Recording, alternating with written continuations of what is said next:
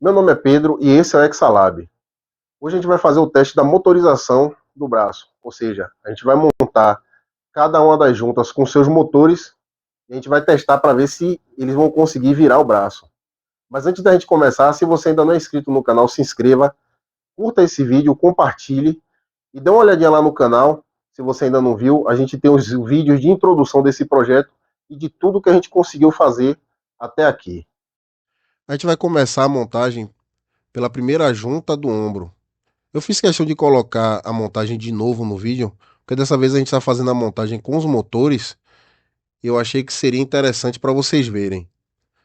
Como essa montagem ela é muito parecida com a do outro vídeo, eu vou deixar acelerado e volto em seguida.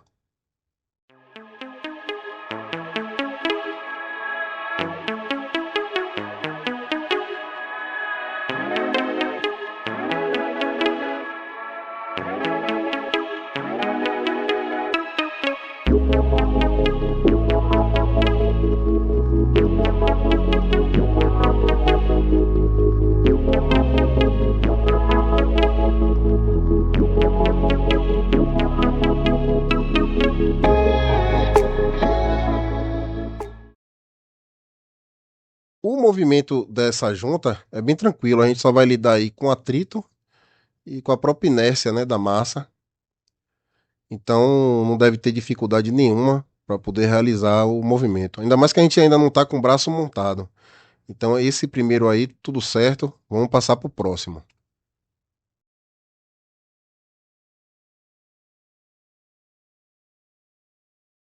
Para a segunda junta do ombro, uma coisa interessante, a gente tem dois motores nessa junta. Não é uma coisa muito comum a gente ter dois motores acionando o mesmo eixo, mas é uma forma que eu encontrei da gente conseguir aumentar a potência ali, aumentar o torque nesse eixo de uma forma mais tranquila, sem precisar ter um motor muito grande. A única coisa que a gente tem que fazer é garantir que esses dois motores eles sejam acionados em conjunto, da mesma forma. Mas com o tempo é possível que desgaste nesses motores aí acabem afetando a relação entre eles. Então, no futuro a gente vai ter que pensar em uma forma da gente poder garantir isso, que os dois motores estejam trabalhando em sincronia e que eles estejam entregando a mesma potência.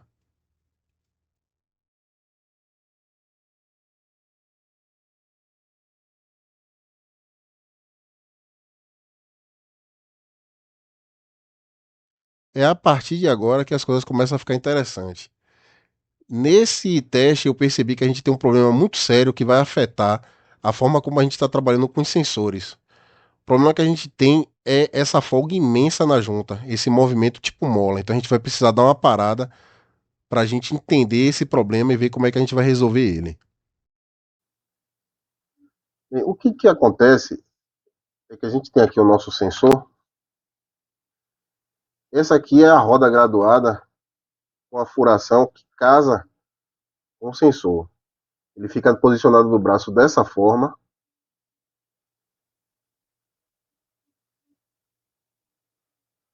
À medida que a gente gira essa roda, a barreira vai sendo cortada e informando para o controlador o incremento no movimento. Como a gente só tem uma roda dessa, a gente consegue dizer o quanto incrementou, mas a gente não consegue dizer a direção.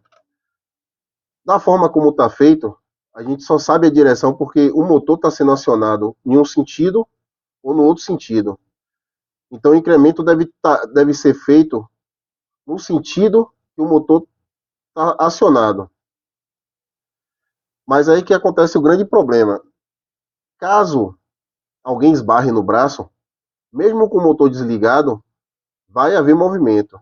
E pior ainda, quando a gente acionar o braço, a própria inércia dele vai acabar fazendo aquele efeito de mola, né? Ele vai, volta, e isso vai fazer com que o controlador perca completamente a posição de onde é que ele está.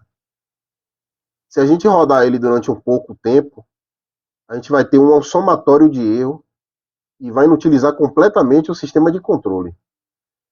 Eu não sei onde é que eu estava com a cabeça quando eu fiz aquilo, porque eu devia ter previsto que isso aconteceria.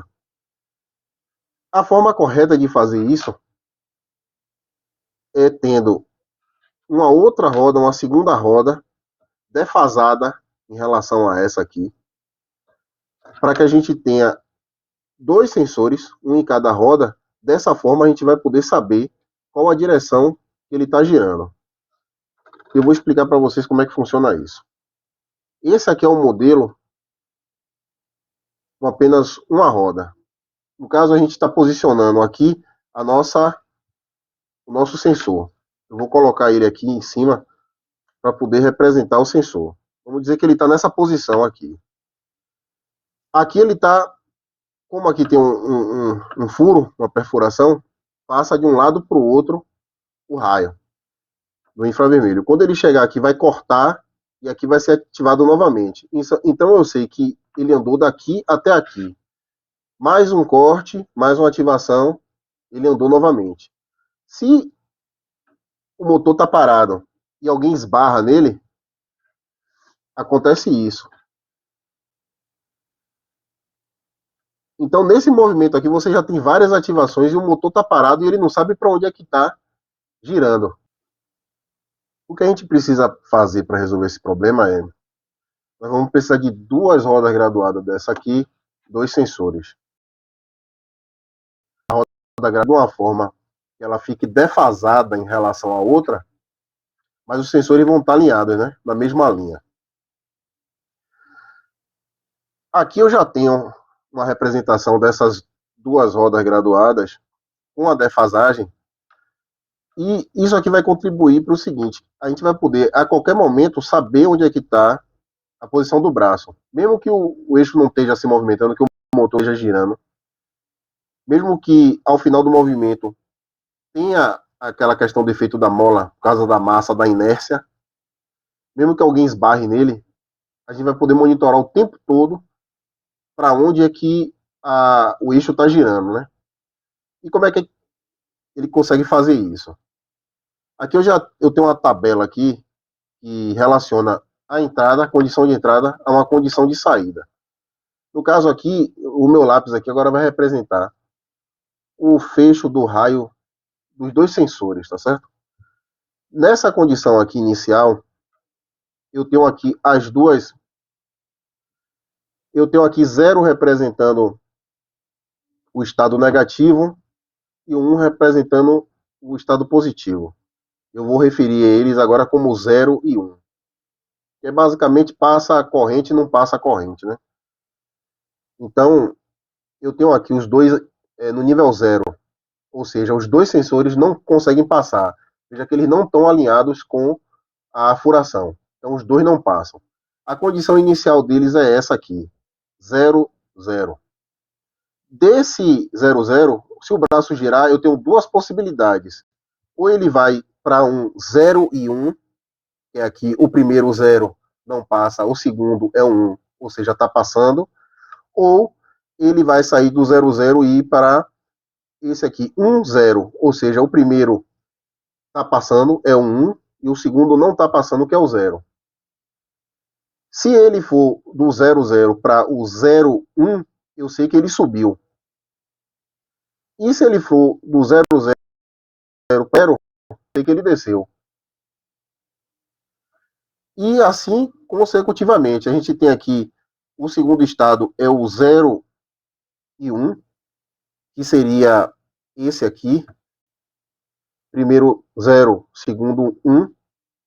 Daqui ele pode assumir para cima 1, 1 ou para baixo 0, 0.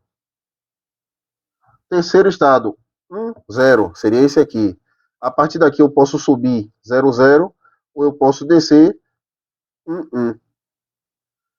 E por último eu tenho esse aqui, que é esse próprio, que é o 1, 1. Daqui eu posso subir fica 1,0 e daqui eu posso descer ficando 0,1. Veja que a gente, na nossa tabela de entrada, está relacionado à tabela de saída. Não existem outras possibilidades de combinações entre a entrada e a saída que se repitam. Ou seja, se isso aqui acontecer, o resultado é sempre esse.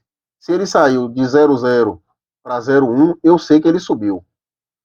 Então, dessa forma, sensor encoders industriais que não são magnéticos funcionam dessa forma. Você sempre vai ter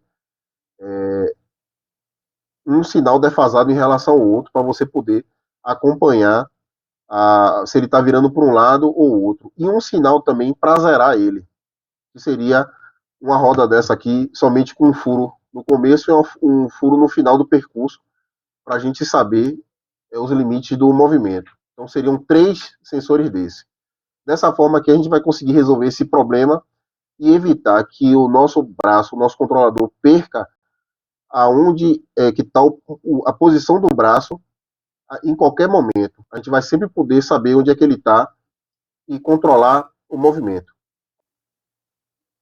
Outra coisa importante que eu queria falar também, já foi dito lá no começo dos vídeos, é que a gente está trabalhando com o eixo que recebe o encaixe do motor, a gente está trabalhando com as peças de plástico, nesse formato. Aqui a gente já tem uma folga, porque a gente não tem nenhum tipo de elemento, como se fosse um parafuso, para fazer uma fixação melhor. E também tem o fato de que ela tem uma folga natural dela, e também por ela ser de plástico, querendo ou não, esse material aqui ele cede, né? Tem uma deformação elástica, e aí aumenta a folga. A gente tem no motor, no eixo do motor, a gente já tem uma folga natural dele, a gente tem um encaixe que não está muito bem feito, tem folga, e a gente também tem o efeito da deformação elástica do próprio material. Então, é uma coisa que a gente vai ter que resolver agora também, para diminuir esse efeito que está de mola, né? Esse vai e vem na hora que termina o movimento. Seguido com os testes da segunda junta, esse movimento ainda também é tranquilo, a gente ainda não tem muita massa, não tem um braço de torque muito grande, então também temos 2 motores, então vai ser tranquilo. A gente ainda não espera nenhuma dificuldade para esses motores conseguirem virar o braço até essa etapa. Então nesse teste aí, tudo certo, e a gente vai passar para o próximo. À medida que a gente for adicionando novas partes, vai aumentar a dificuldade. A gente vai ter um braço de torque maior, um peso maior.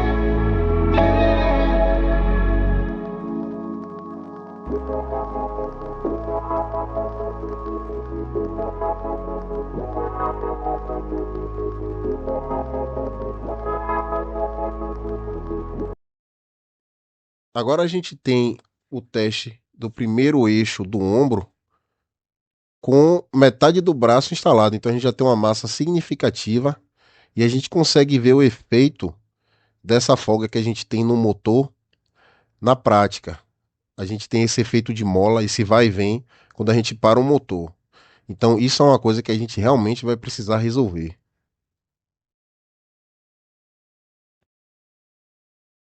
Nesse momento, o eixo bateu e fez um estalo muito forte. Eu tenho certeza que alguma coisa quebrou dentro dele. Depois eu vou verificar para ver o que aconteceu. Observem a folga que a gente tem nesse eixo. Mesmo assim, eu resolvi continuar os testes. E como a gente tem metade do braço instalado, mas a gente não tem um peso muito grande na ponta do eixo, os motores ainda conseguem virar tranquilamente.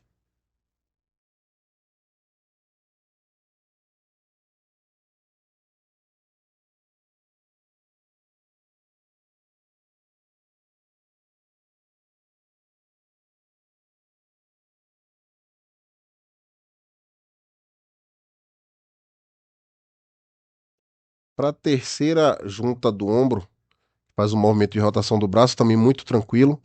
A gente não tem nenhum tipo de movimento contra a gravidade ou alguma massa muito alta, então o motor consegue virar tranquilamente e a gente vai passar para a próxima.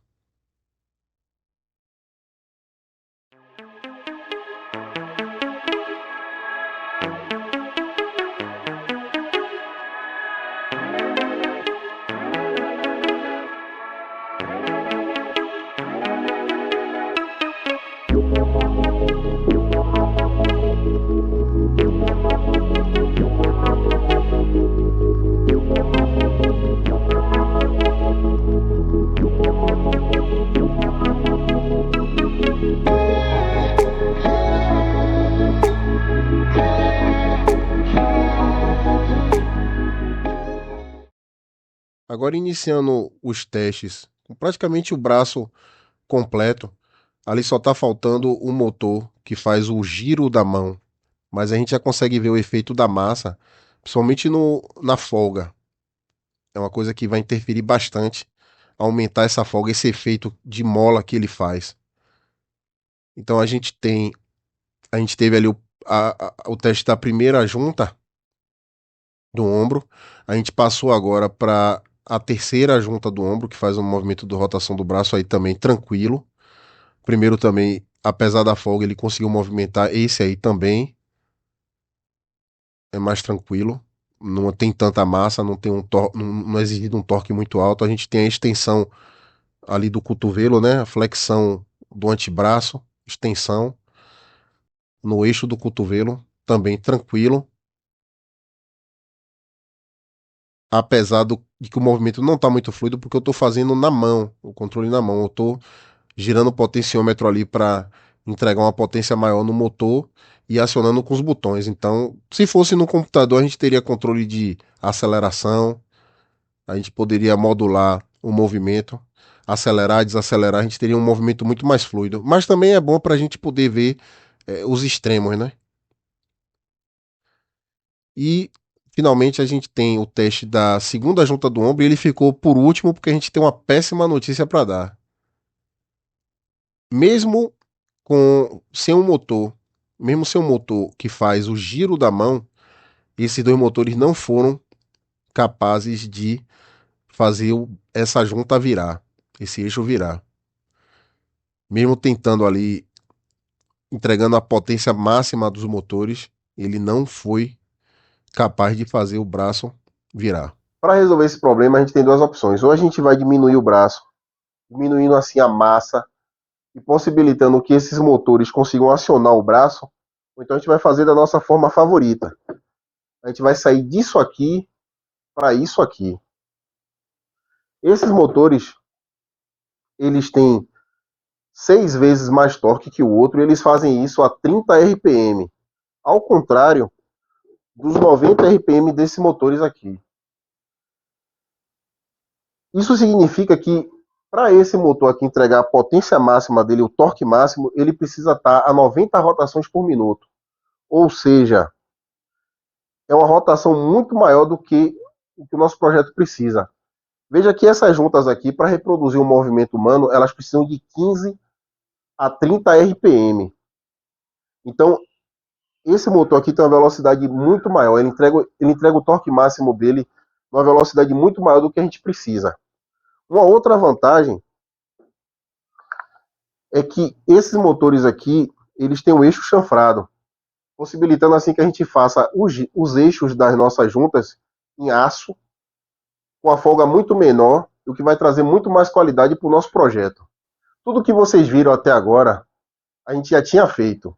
A partir de agora, a gente vai precisar continuar a produção do braço, a gente vai fazer a mudança necessárias neles para que ele receba os novos motores e também vamos fazer a instalação dos novos sensores. Então, por isso, a partir de agora, pode ser que a gente demore um pouco mais para entregar os vídeos.